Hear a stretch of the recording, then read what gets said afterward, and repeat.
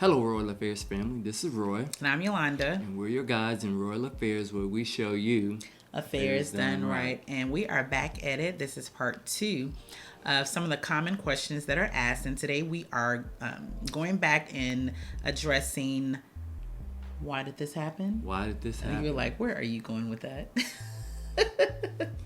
Because you did the first 5 reasons, and then today we're going to do the next 5 reasons, right? So again, we're not counselors, we're not therapists. We're here sharing our story in the hopes that it will help you move forward in your journey if infidelity happens to be one of the chapters in your stories. So another reason or why did this happen is feeling neglected or unappreciated. So feeling unappreciated or neglected in relationship can lead to someone to seek validation from another source. And neglect often stems from a lack of communication and understandings. And when couples don't actively work on appreciating and acknowledging each other's efforts, one partner may feel taken for granted. For sure. So with each one of these, we'll try to give a tip, if you will. And you may notice a few of these tips talk about communication and connecting. Mm-hmm. So in this one as well, communicating what you appreciate about the other person, and showing them some gratitude, because oftentimes the idea of seeking for that outside of your relationship, when it's already there at home. So just making sure we have the opportunity to share what we appreciate about the other person, and being thankful and showing that gratitude goes a long way. Yeah, doing those regular check-ins. Pro tip. Right, and it could very well be something that is beyond your norm, right? I think one of our videos we mentioned that for me, that was just I didn't know how to provide words of affirmation or do validation or anything like that, because that wasn't something that I grew up in. So when I went to school and I got, back then they were E's, now they're A's. Same difference though. So when I got that, it was expected. So why am I gonna, I didn't get the, oh, you did a great job, or Yolanda, that's pretty good, because you go to school, you're expected to get good grades. So that wasn't something that was the norm to me. So I had to learn that. I had to learn that in my relationship with Roy, right? And so he actually fosters that, teaching that to me, because he will send me text messages, or he'll tell me, oh, baby girl, you did a good job with X, Y, and Z, or baby girl, I really liked X, Y, Z. And I'm like, oh, is that how it's done? Which is kind of interesting, because growing up in high school and elementary school, I was a cheerleader. So, but they gave you the cheers to say, they gave you the cheers to say, risk whatever. They gave you those cheers to say, but when it's personal, and again, it's something foreign to you, it may take a little bit of, time to be able to do that. So I would like to think that, as you are learning, as you are growing, as you're rekindling, just because it's something that may not have happened, or it may be foreign to you, it's definitely something that can be learned. And again, those regular check-ins definitely will help, because you can say, hey, I didn't grow up on this. Show me how to love you. Show me how to show you appreciation, or what can I do, or what can I say to do that, right? For sure. Right. Number 7 is desire for revenge or retaliation. Now, in some cases, infidelity occurs as a form of retaliation or revenge after feeling hurt or betrayed by the partner. And couples who avoid addressing these underlying resentments may create an environment where one partner feels justified in seeking revenge through an affair. And these feelings may simmer if past wrongs have been ignored or unresolved. Yeah. I guess with a lot of these, there's not a lot of rocket science that goes along with it. If there's feelings of resentment, what can you do to avoid that? Well, A is to address that kind of head on. I think a lot of times we want to wait till we see a pattern. Like, okay, first time, oh no, never mind. Second time, oh no, never mind. Third time, but it's starting to add up, over time. Mm-hmm. So the best way to, probably handle that, or a recommended tip, would be to address those as you run across those. Now, sometimes it may require you to do a little bit of introspection, to see, well, what is it about that particular person's behavior that has me kind of on edge? Get to a safe space. Agree with your partner that, hey, this may be a difficult conversation, but hey, hopefully during your counseling sessions, you're learning how to find out if this is a safe space, get to a safe space, be able to communicate, and kind of go through the thick of the conversation without necessarily doing damage, and being able to come out on the other side. We were with another couple a few nights ago, and they said, don't let the sun go down on your wrath. There's a bit of truth to that, but it may not necessarily be that you go to bed completely resolving the issue, but you've gotten to a good point where you can, say, I've heard what you've had to say, we've listened to each other, there's probably still some more conversation that needs to be had. This is a good place for us to stop, and let's agree on a time and place where we can kind of come back together. Mm-hmm. So hopefully that, as a tip, will help to alleviate those feelings that would want you to, seek revenge or retaliation, because, well, hurt people hurt people. Next. Okay, so number 8, feeling disconnected. So emotional or physical disconnection can lead to infidelity when one partner feels like the relationship has lost its bonds or closeness. And over time, again, because life gets to life, and you got, you got your own individual things that you may be working through, and you got one another, and if you have kids, and if you have parents, and you have a career, or whatever those things are, over time, partners can drift apart. Especially if there is a lack of quality time spent together, and distance, lack of shared experiences, or even emotional withdrawal can weaken the connection, leading to dissatisfaction. Yeah, for sure. The feeling of being disconnected, it's almost like in order to overcome something, you almost have to do the opposite. So if you're feeling disconnected, then do things to connect intentionally. Connect with your spouse, and I guess the big part of that would be in both activities and conversation, and your presence. I think those A, B, and C items would help to feel like we're connected. And last one, feeling connected over common goals and aspirations. Because if it feels like, well, we can connect on these things, but my real life passion is this, but my life partner isn't connected to me in any type of way, even if they're just a listener or a supporter or a cheerleader, their pro tip in overcoming that feeling of disconnection is to be connected around your goals, values, and life passions. Yeah, I think so. Making sure that you reconnect, man, that's important. And then to add on to this, having some type of sign, signal, SOS, smoke screen, whatever it is, that will signal to one another, time for us to reconnect.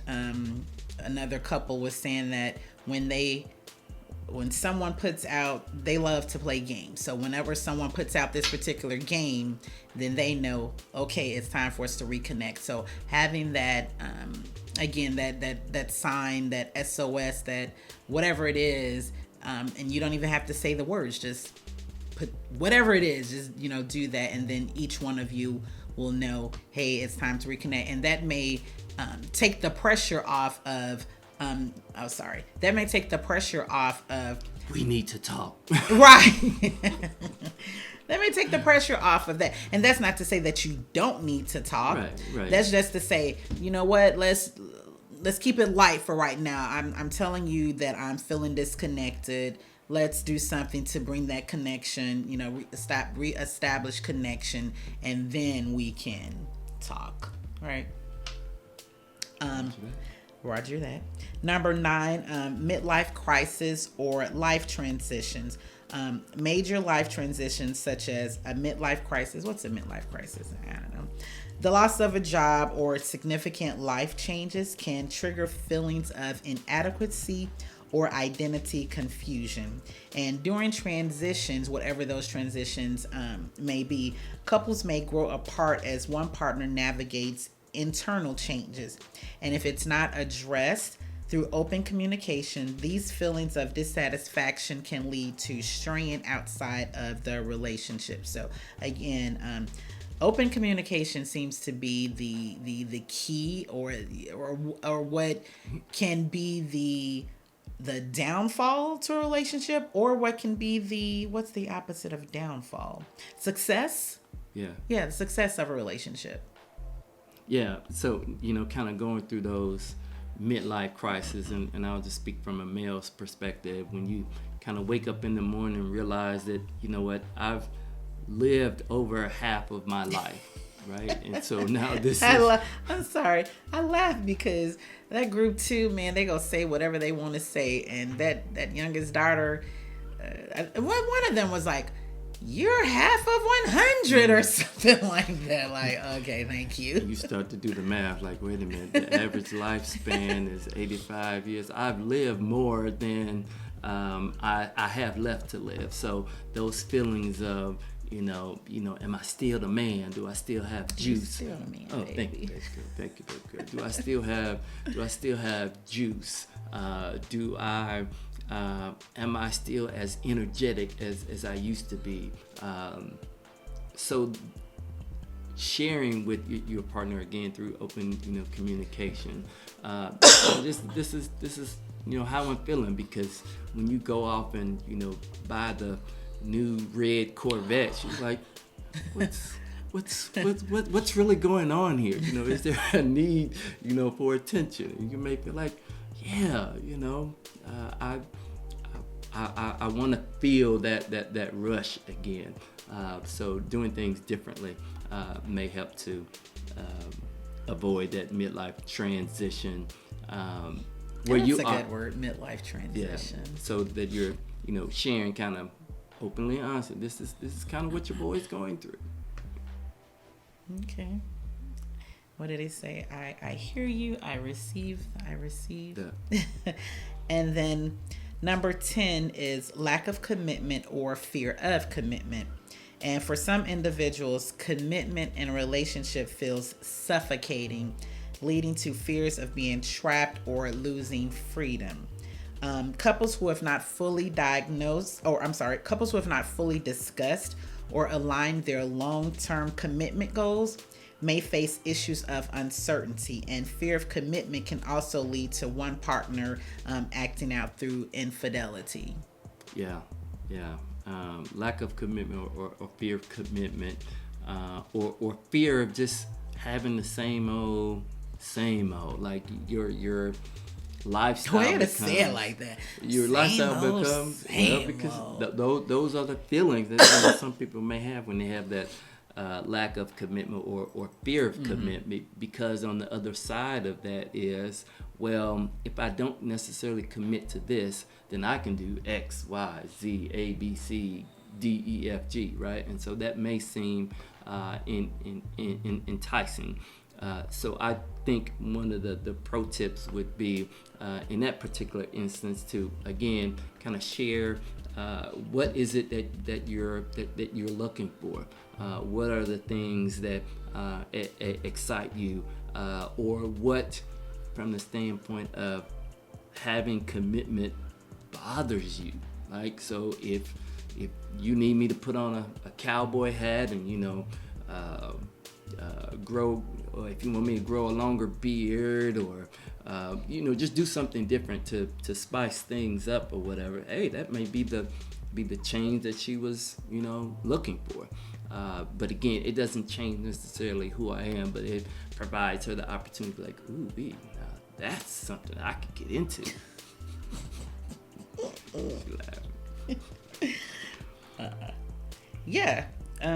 Having those open discussions about commitment, because to your point, you can say, well, I don't have to commit here, but so I can do X, Y, Z, D, A, B, C, D.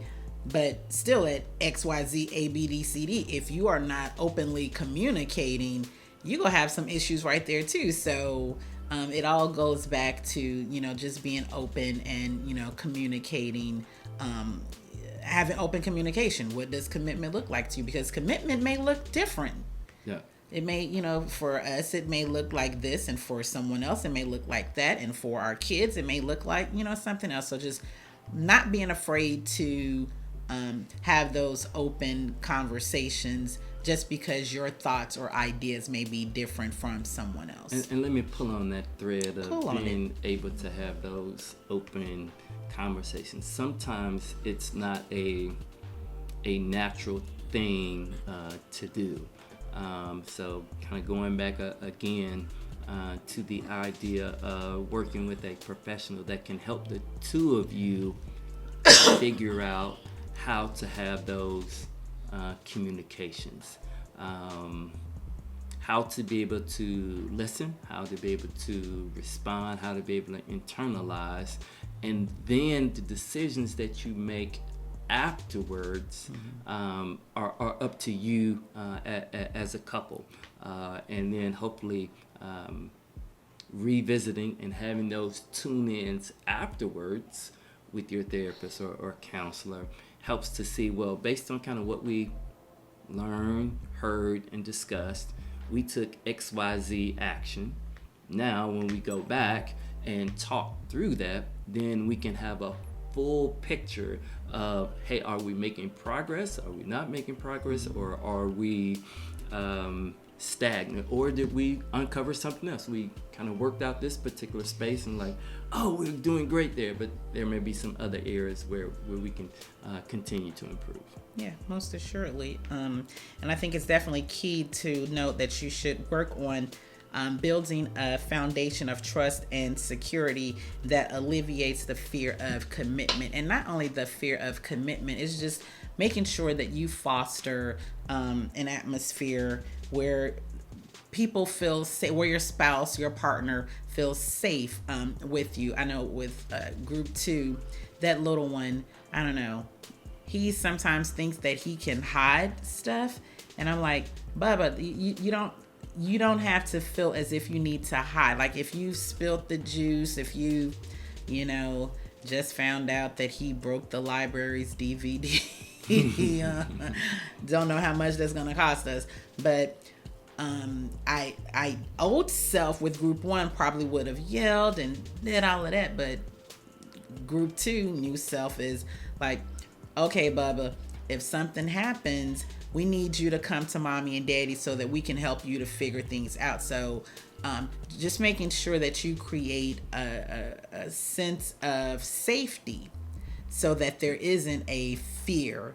And the same thing applies to your relationship with your spouse or with your partner. Just making sure that you are checking yourself to make sure that if something is said, you don't always blow up, because I'm not going to say that you won't blow up. Just don't always blow up and things like that, because I found that when that happens, it makes it more challenging for Roy to come and tell me and to talk to me about whatever's going on with him. So I have a t-shirt that says, if my mouth doesn't say it, my face will. And so now that my mouth may not be saying, I have to work on those facial expressions, yet I still see that that's growth in, not blowing up or not saying things, anything like that. So just fostering a level of an atmosphere of safety, for one another. And you won't, and Yolanda and I can attest to it, you won't get it right, and we haven't gotten it right in every single instance. Sometimes I will, not be in a safe space and just shut down, because that's my, defense mechanism. But I'm appreciative that Yolanda will say, hey, look like this is not a good time, and come back to that. And then sometimes you'll be like, no, I'm okay, and I'm like, babe, it's all good. I'm good. This is not about bashing me. I was like, no, let's just we can discuss it another time. It's all good. Let's go to the watering hole. Have Walter make us a drink. Right. So the idea of not getting it, correct each and every time, it takes practice, and it does take a level of forgiveness and. Let's try it again, because what we have is worth keeping, and I think that's the main part of our story too. Is it's rough to overcome any type of major breach of trust, and infidelity being one of those, and it takes work,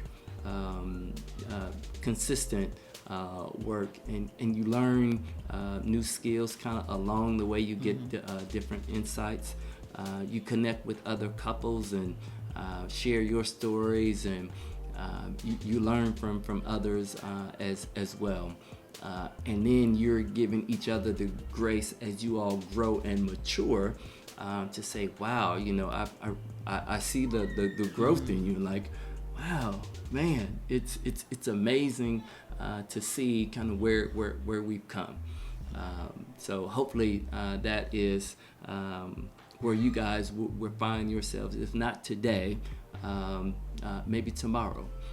If not tomorrow, maybe the day after that. And so we'll be continuing to, pray for couples out there as you guys continue to pray for us and support the channel, and let us know kind of what's on your mind, so that we're providing you guys the content that you're looking for. And again, we're not therapists or relationship gurus. We're just a couple. We call us your auntie and your cousin, them aunt, uncle, that can just share with you what our experience has been. And we try to oftentimes generalize that, so that the tips may hit a broader audience, because we don't know what each and everyone's situation is, but we want to provide insight onto what our story is, and what might be helpful from things that we've heard from counselors, heard from our therapists, heard from other couples that have transitioned, either it worked or didn't work, right? Because you can learn from right. You can learn what to do. You can learn what not to do. Anything else, baby girl? No, I think that's about it. I think that's about it. I hesitated because I know we're going to have some challenges coming up here. But the challenges just go along with, the tips. So it's easy for us to say, okay, do this. But if you're like me, I actually sometimes need a plan of action. I need a course plan outline. Syllabus, course outline. Okay, that too. I need that too.